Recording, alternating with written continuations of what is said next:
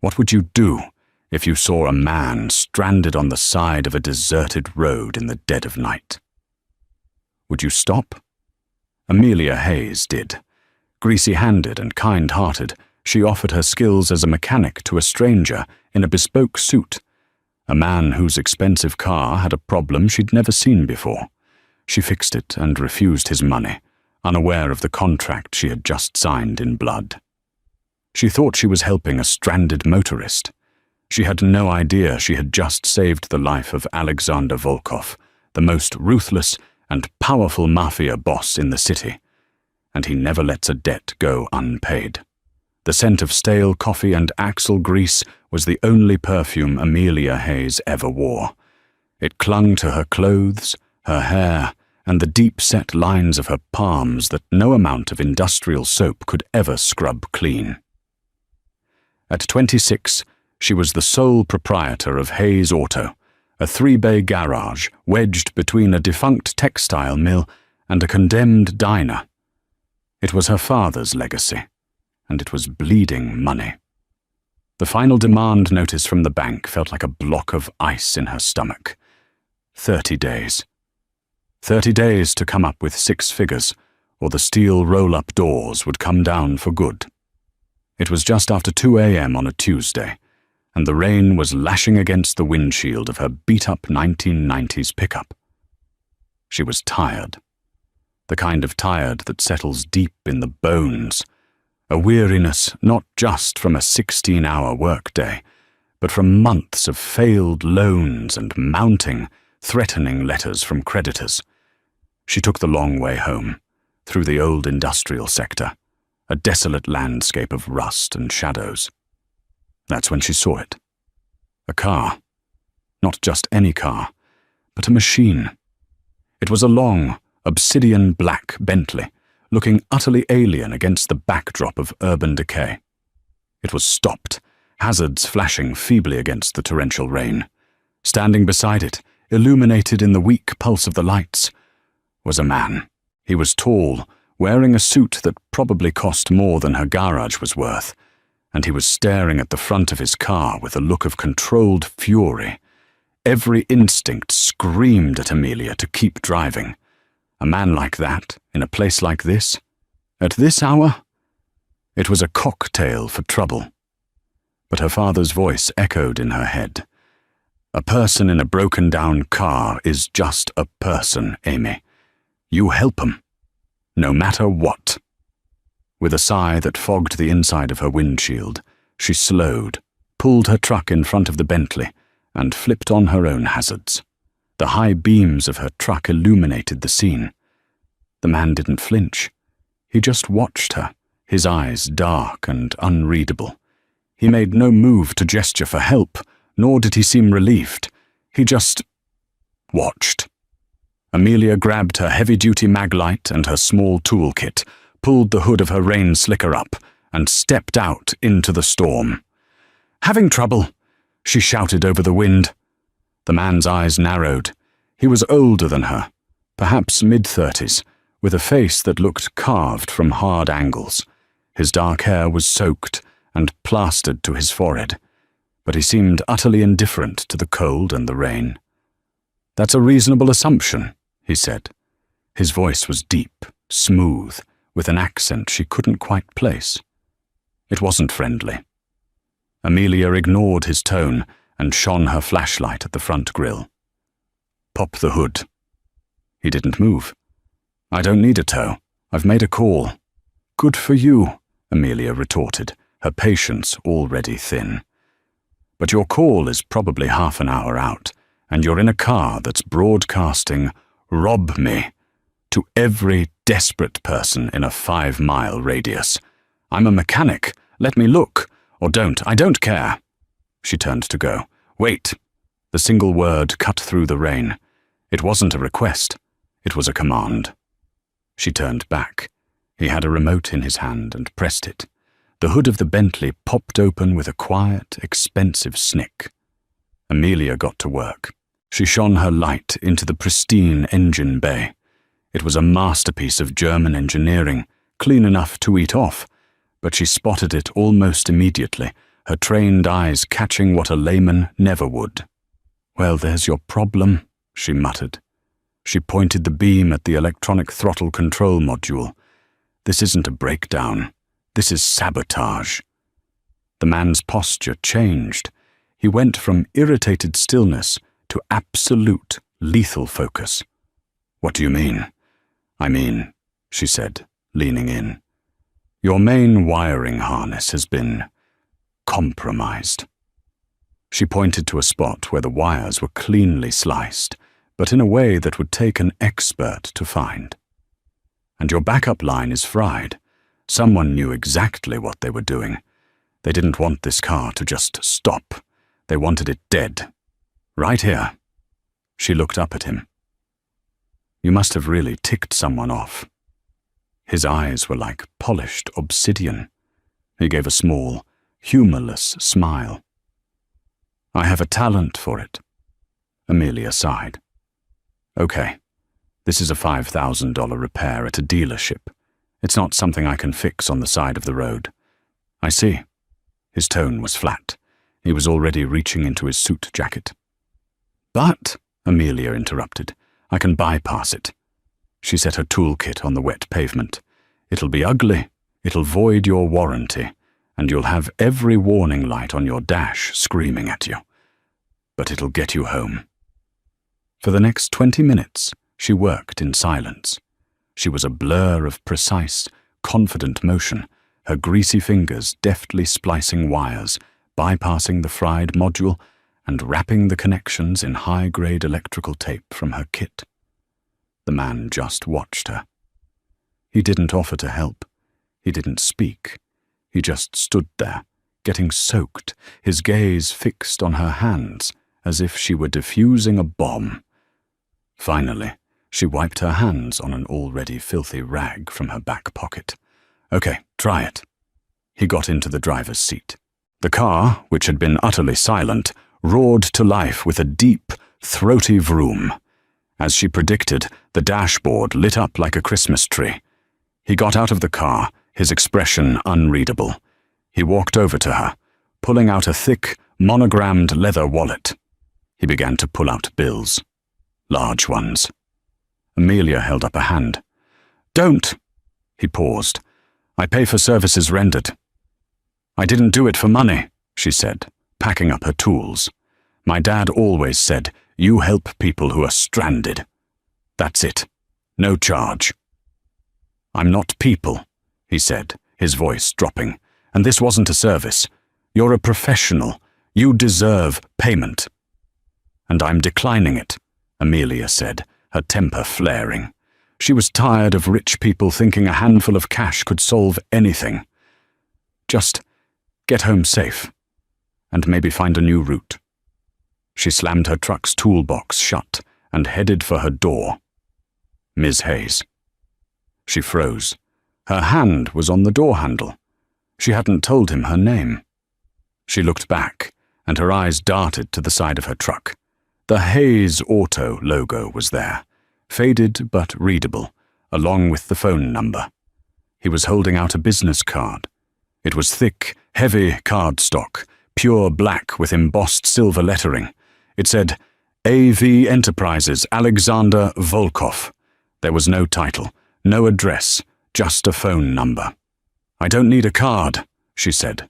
"Take it," he insisted. He wasn't asking.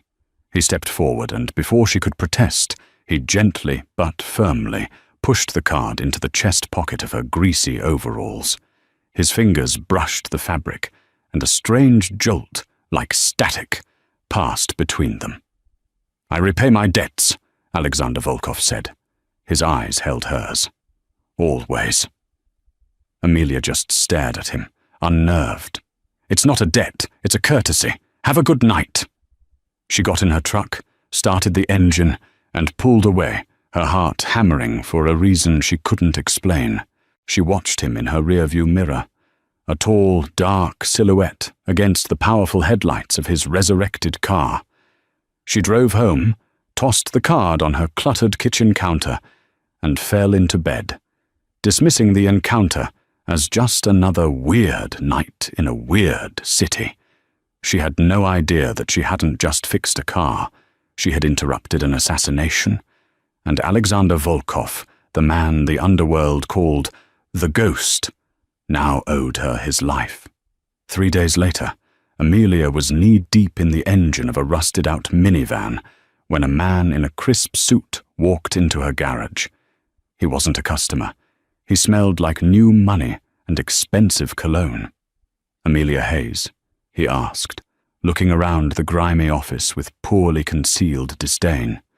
"That's me," she grunted, not looking up.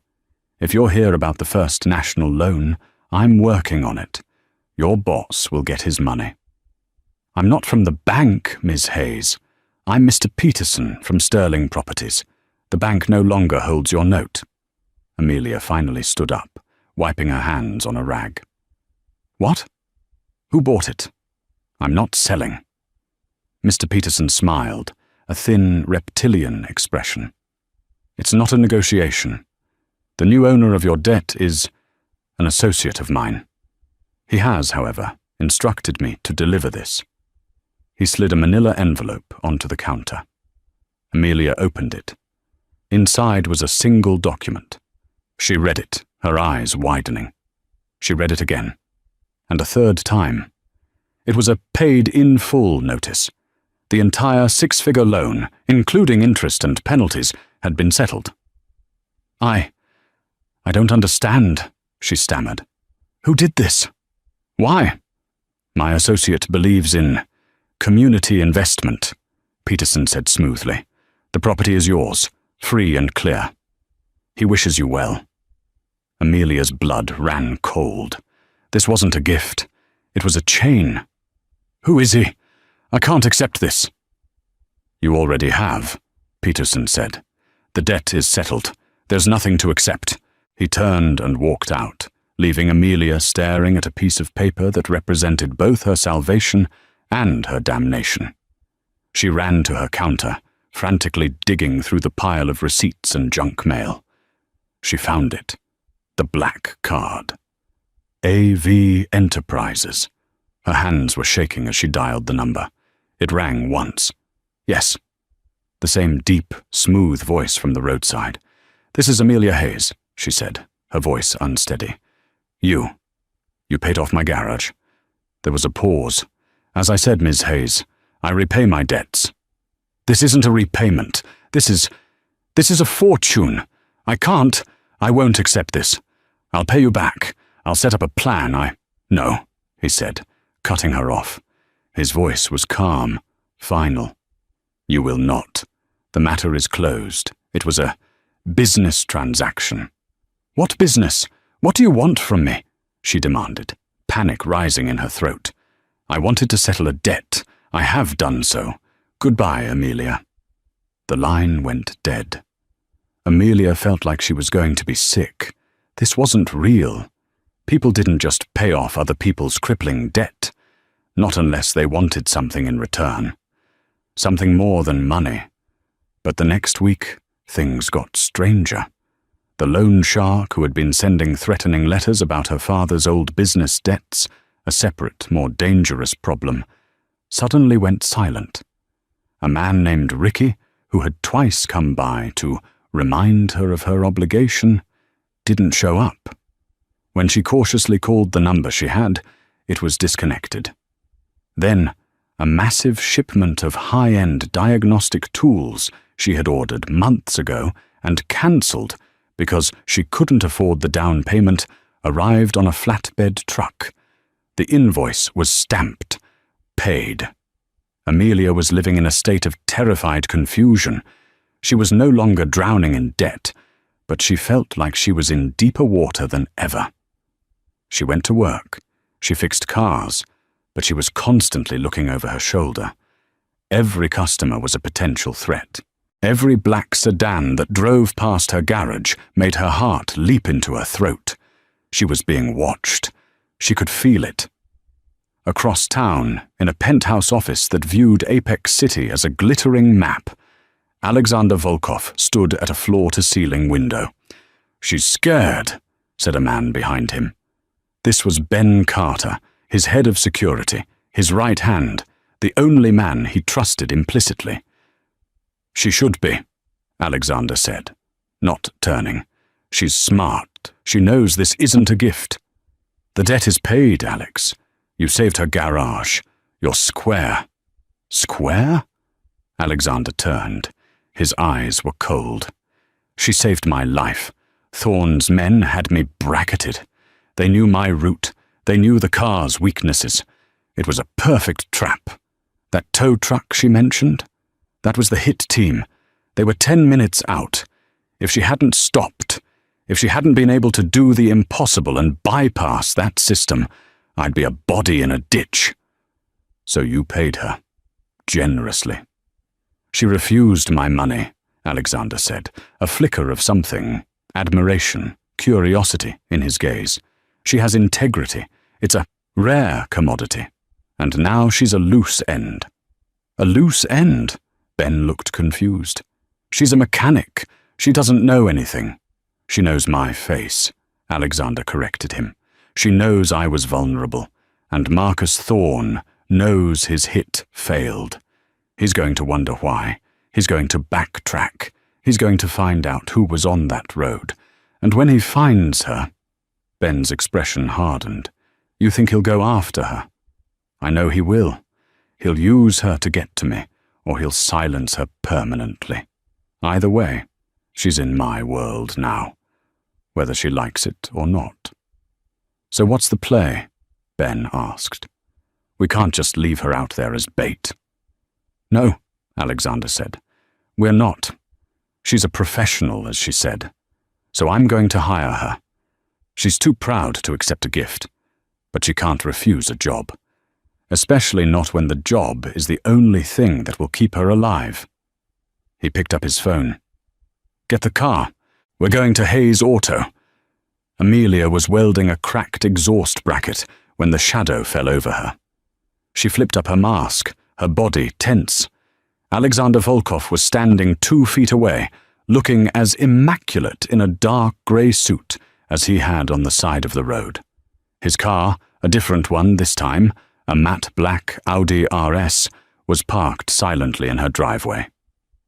"Ms. Hayes," he said. "Mr. Volkov." She set the welding torch down, her heart thumping a heavy, fearful rhythm. "I told you, I'm going to pay you back." "We've already discussed that," he said, dismissing her words with a wave of his hand. "I'm not here about the loan. I'm here with a job offer." Amelia laughed, a short, harsh sound. "A job offer? Look around. I have a job." "You have a dying business I resurrected," he stated bluntly. "I'm offering you a career. I have a fleet of vehicles, high-end, custom, and sensitive.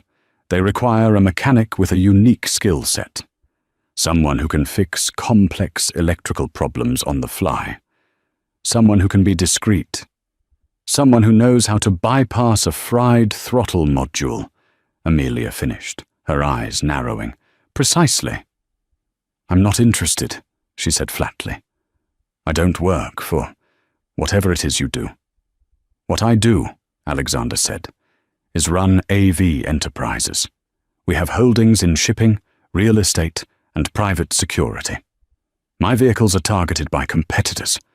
I need a mechanic I can trust. Someone who isn't already on another's payroll. Someone who owes me." The last 2 words hung in the air, heavy and sharp. "I thought you said the debt was paid," she whispered. "The financial debt is. But you are now a person of interest to my competitors. The same people who disabled my car. They know a civilian was there. They're looking for you." A cold dread, sharper than any she'd felt before, washed over her. "You're lying. You're just trying to scare me." "Am I?" he asked. He gestured to Ben Carter, who had been standing silently by the door. Ben tapped his phone. Amelia's own phone buzzed. He had sent her a file. It was a short, grainy video from a security camera on a building across from her garage. It was time-stamped from the day before. It showed 2 men in a dark sedan, parked down the street. They were taking pictures of her customers, of her truck. She recognized one of them. It was Ricky, the loan shark. Ricky worked for a man named Marcus Thorne, Alexander said, his voice a low monotone. Thorne is my main competitor. He's the one who put the squeeze on your garage. He's the one who tried to kill me. And now he knows you were there. He thinks you work for me. Amelia felt her knees buckle. She leaned back against the workbench. You have two choices, Alexander continued. You can stay here, pretend this isn't happening, and wait for Thorne to send men who aren't just taking pictures. Or you can come work for me. I'll pay you 5 times what you make here. I'll give you resources you've only dreamed of. And in return for your services, I will provide you with my personal protection. Protection, she repeated numbly. Like a bodyguard? Like an employer, he corrected. You will be my private mechanic. You will be on call 24/7. You will work on my cars and my cars alone. You will live in a secure apartment I provide. You will be an asset. An asset, she whispered, the word tasting like poison. A prisoner, a protected asset, he said. It's a better offer than Marcus Thorne will make. Amelia looked around the garage, the worn tools, her father's old toolbox, the smell of grease. It was her whole life, and it was now a target. Do I have a choice? She asked. Not a survivable one, Alexander replied, with no hint of apology. If I do this, my garage, what happens to it? It's yours. I'll have a management team run it for you. You'll receive the profits, or you can sell it. It doesn't matter to me. She looked at her hands, covered in grease and nicks, her father's hands. He had built this place to be free, and now she was using it to bargain for her life. Fine, she said, her voice shaking with rage and fear. Fine, I'll work for you. Good. Alexander nodded, as if the outcome had never been in doubt. Pack a bag, just the essentials. Ben will escort you. Now, I can't just leave. You can and you will. He turned to leave. Welcome to AV Enterprises, Miss Hayes.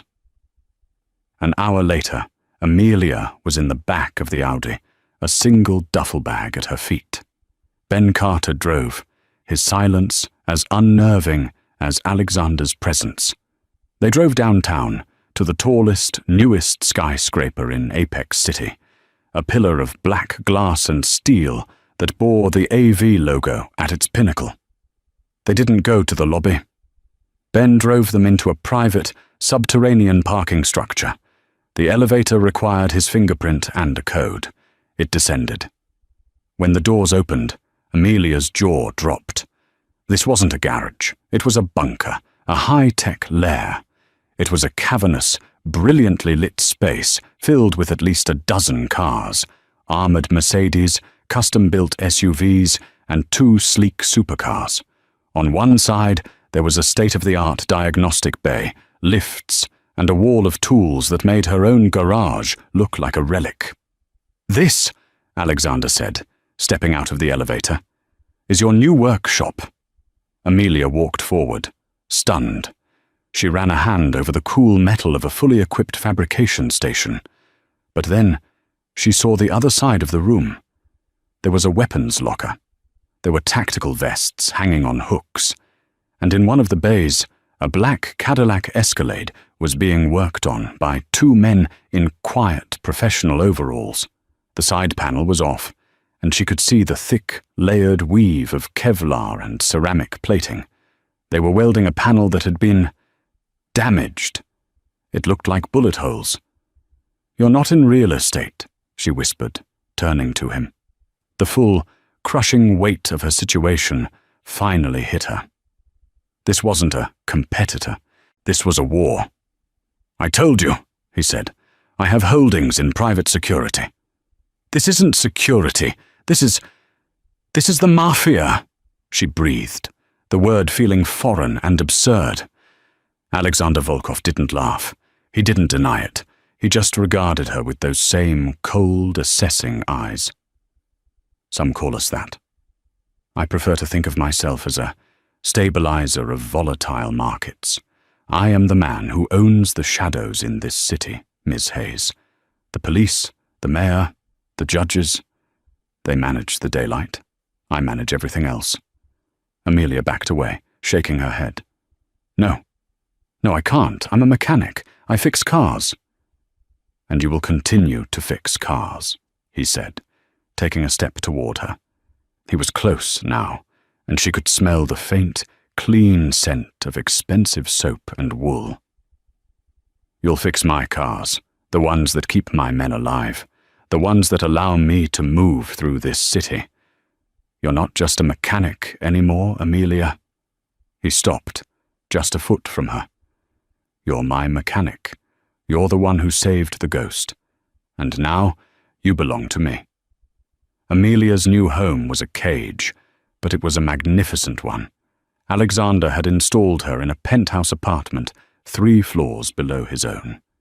It was a sprawling, sterile expanse of white marble, glass and chrome, with a breathtaking view of the city she was no longer free to walk in.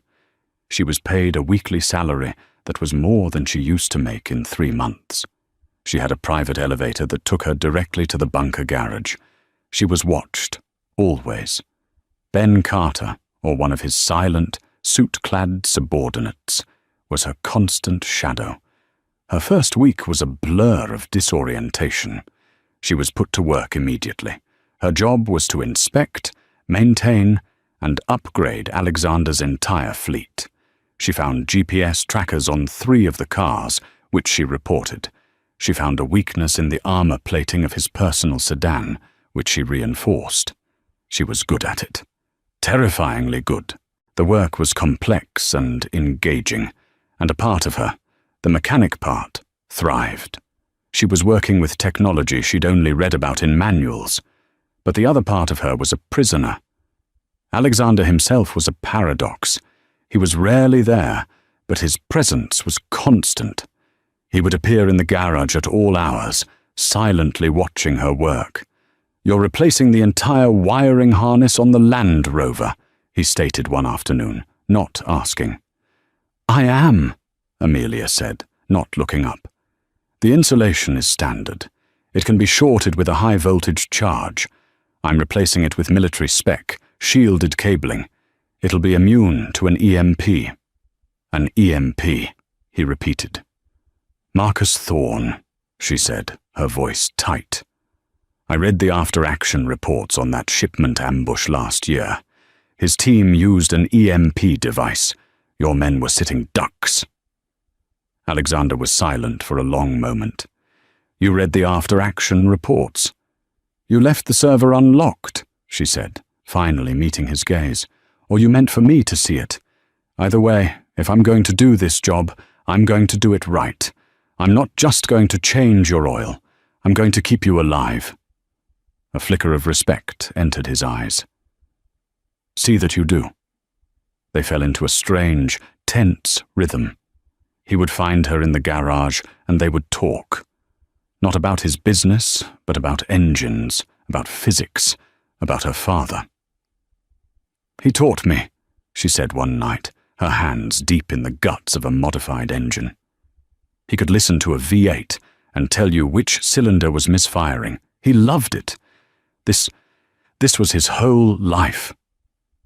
"He was a good man," Alexander said. "It wasn't a question." "He was," Amelia whispered. "He died trying to save this place.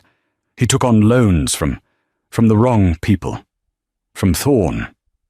"You knew it was Thorne?" Alexander asked, his voice sharp. "Not at first. Not until you showed me that video of Ricky. I just knew it was a predator. Someone who was bleeding my father dry. When he died, the debt became mine. Thorne has been trying to acquire that entire industrial block for a decade," Alexander said quietly. "He wants to build a new shipping depot. Your father's garage was the last holdout. He wasn't just giving him a loan. He was planning a foreclosure." Amelia's hand stilled. "So, all this time, He was the one. The man who destroyed my family. He was, Alexander confirmed. And you? You paid him off? You gave my enemy money? No, Amelia, Alexander said, his voice turning cold as steel. I didn't pay him off. I bought your debt. I am the new lien holder. Marcus Thorne didn't get a single dollar. He lost his leverage. He lost you. The implication was staggering. This wasn't a rescue. This was a hostile takeover. Alexander hadn't just saved her from Thorne. He had taken her from him. Why? She breathed. Just to get at him?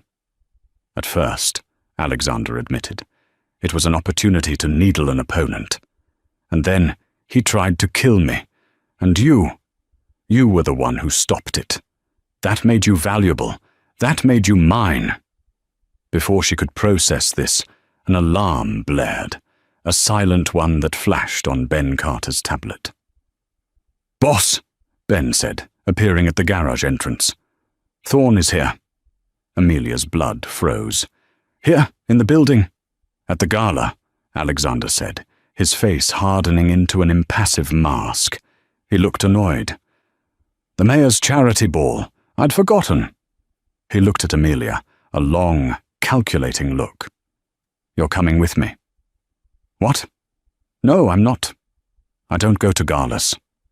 You do tonight? He was already walking to the elevator. Thorne has been sniffing around, trying to find out what I took from him. He thinks it's a thing, a weapon, a piece of information. He doesn't know it's a person. Tonight, we'll show him. Show him? You want to parade me in front of him? I'm not a trophy. Alexander stopped and turned to her. No, you're not. You're a shield. You're the only person in that entire ballroom who isn't allied with me, or against me. You're the only person I can stand next to and know, for a fact, you're not trying to stab me in the back. Now, he said, his voice softening just a fraction. Go upstairs. There is a closet in your apartment. Pick something. An hour later, Amelia was unrecognizable. The white marble apartment had a walk-in closet filled with clothes in her size. She had chosen the simplest, most severe dress, a column of dark emerald silk that left her shoulders bare. Her hair was pulled back in a sleek, low bun, a few tendrils escaping. The grease was gone from under her nails, but her hands were still calloused. When she met Alexander at the private elevator, his eyes swept over her, a slow, appreciative inventory that made her skin heat. Emerald, he said. A good choice. The gala was a sea of glittering phonies, politicians, judges, and businessmen, all smiling and shaking hands. Amelia recognized the mayor and the chief of police, both of whom greeted Alexander with a deference that bordered on fear. They all know who you are, she whispered, clinging to his arm. They all know who pays for their campaigns, he replied, handing her a glass of champagne. Drink. Try to look like you're not facing a firing squad. And then she saw him. Marcus Thorne. He was the opposite of Alexander. Where Alexander was cold, dark, and precise, Thorne was flashy. He wore a tuxedo with a velvet jacket, his hair was slicked back, and a massive diamond glittered on his pinky. He was laughing, a loud, braying sound, surrounded by people. Then his eyes found theirs. He locked onto Alexander, and then his gaze shifted to Amelia. His smile vanished. Recognition dawned. He knew. He detached himself from his group and glided toward them. Volkov, Thorne said, his voice oily. I didn't think this was your scene. And you, he said, turning his full, predatory attention to Amelia. The little mechanic. My, you clean up well. Amelia's hand tightened on Alexander's arm, her knuckles turning white. Thorne, Alexander said, his voice a polite, icy blade. I'm surprised to see you out. I heard you'd had car trouble recently. Thorn's eyes flashed. Things break. I replace them. Though I am curious, you seem to have acquired some of my property. His eyes licked over Amelia again. I was under the impression that Garage was about to be mine. Your impression was mistaken, Alexander said. I found the business, and its owner, to have potential. I invested. Invested? Thorn sneered. Is that what we're calling it? She's a long way from changing tires. Be careful, Volkov. Taking in strays is a good way to get fleas. And poaching in another man's territory is a good way to get put down, Alexander replied, his voice dangerously soft. The air crackled. The party seemed to fade away. It was just the three of them. Thorn looked at Amelia. He may dress you up, sweetheart, but you're just a tool, and tools get broken. Before Amelia could even flinch, Alexander moved. It was so fast she almost missed it. He didn't hit Thorn. He simply adjusted the set of Thorn's tuxedo, his hand resting on Thorn's lapel. But the gesture was so intimate, so threatening, that Thorn froze, his smile finally cracking. This tool, Alexander whispered, loud enough for only the three of them to hear, is the only reason I'm here to have this conversation.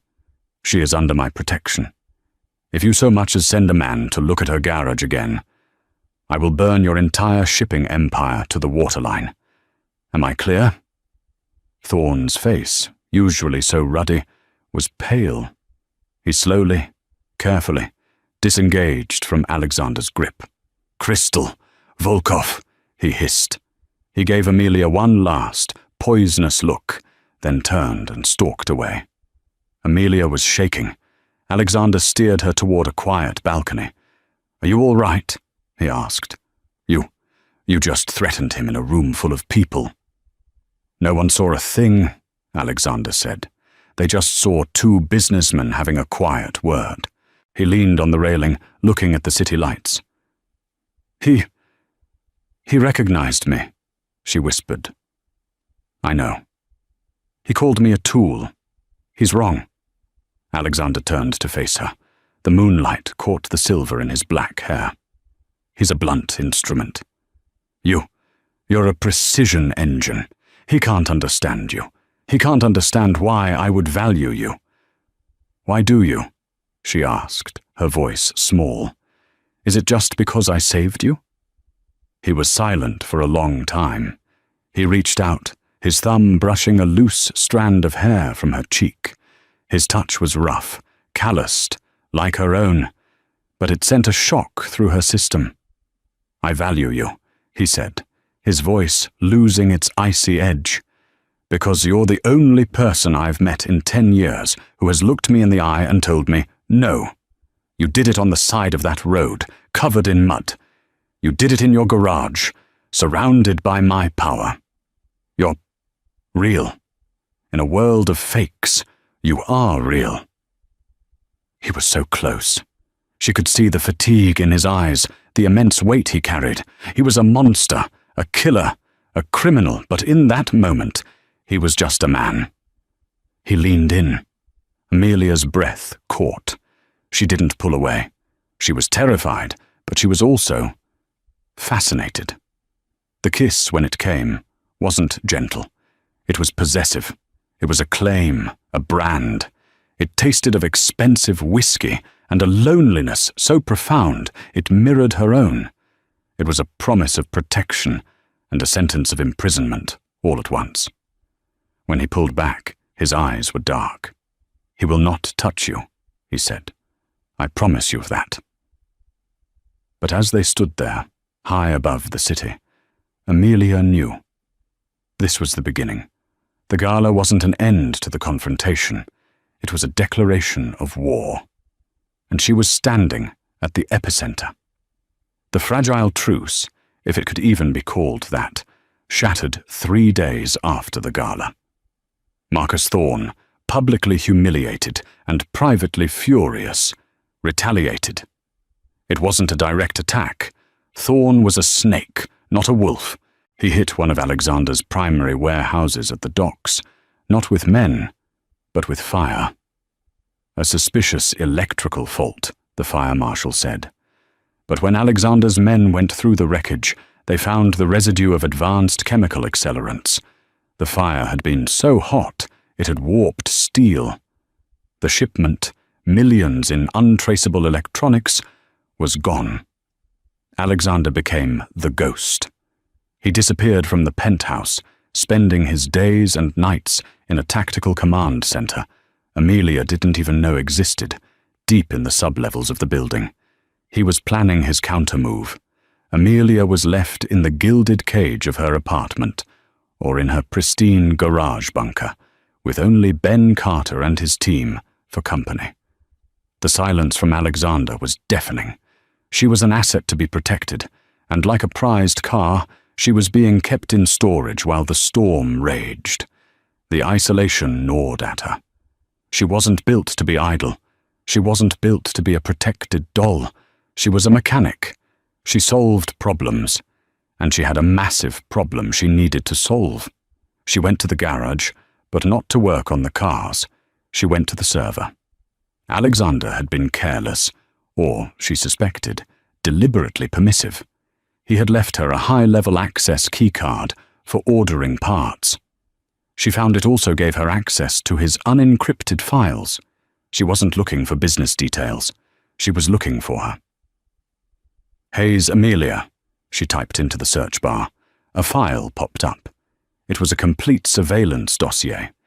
It had her photo, her social security number, her father's death certificate. And it had the loan documents. She opened the file for her garage. She saw the original loan her father had taken.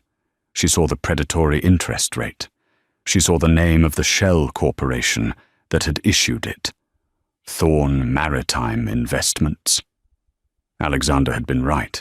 Thorn had been the puppet master from the start. He was the one who had sent Ricky. He was the one who was going to take her garage. Then she saw another file, one she hadn't seen before. Incident report, 10/14/25. A. Volkov, personal. Her breath hitched. That was the night she'd found him on the road. She opened it. It was a full breakdown of the event, written by Ben Carter. Subject Volkov departed safe house at 01:30. Route was standard. Vehicle, Bentley Mulsanne, armored. Incident, vehicle disabled at 01:55. Industrial sector, quadrant 4. Cause, deliberate expert sabotage of primary and secondary electronic throttle control. Assassination protocol.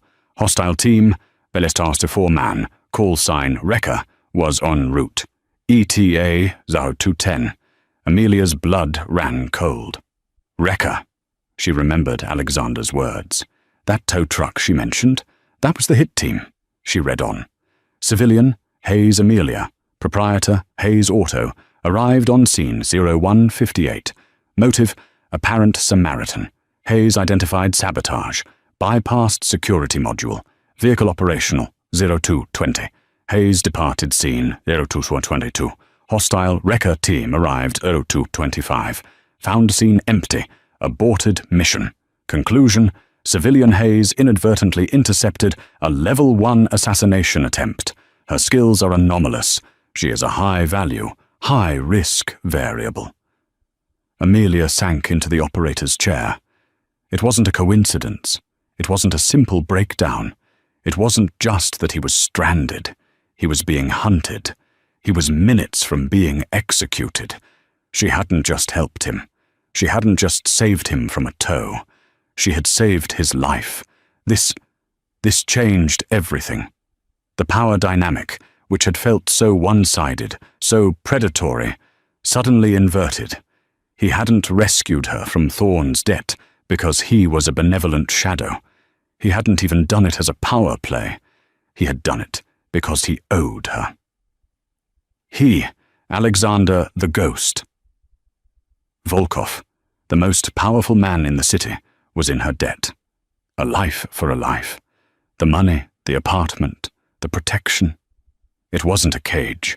It was a desperate, controlling, Mafia-style repayment.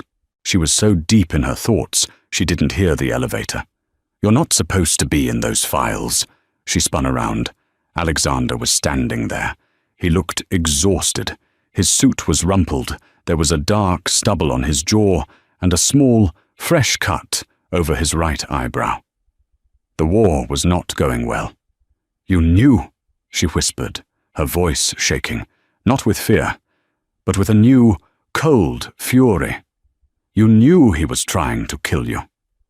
Alexander's eyes flickered to the screen, then back to her. He didn't deny it. "Thorn has been trying to kill me for 5 years. "No," she said, standing up. "You knew that night. You knew I wasn't just fixing a car. You knew I was saving you from a hit." He was silent. His stillness was his confession. "All this time," she yelled, her voice echoing in the concrete bunker. "You let me believe you were the predator. You let me believe you had trapped me, that you'd bought me like one of your cars. It was the only way to protect you," he said, his voice a low growl.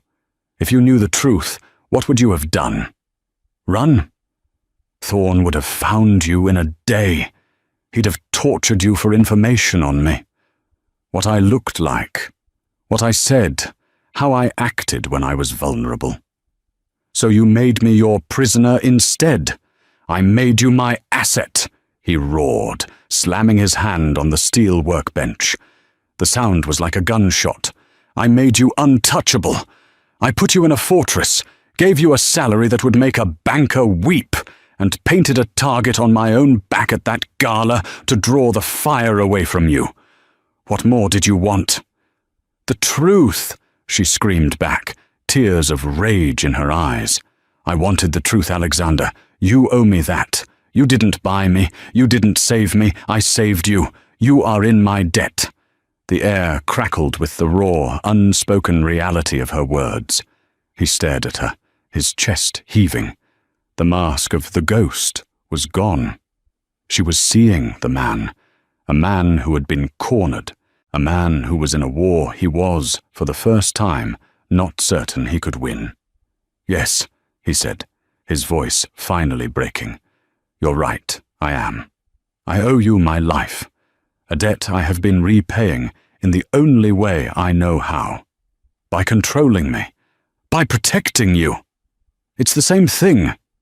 He ran his hands through his hair, a gesture of profound frustration. "Thorn, he's not just a thug, Amelia. He's smart. He's dug in. The warehouse fire.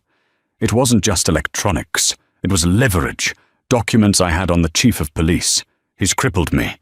He's cut my supply lines. And he's taken my eyes."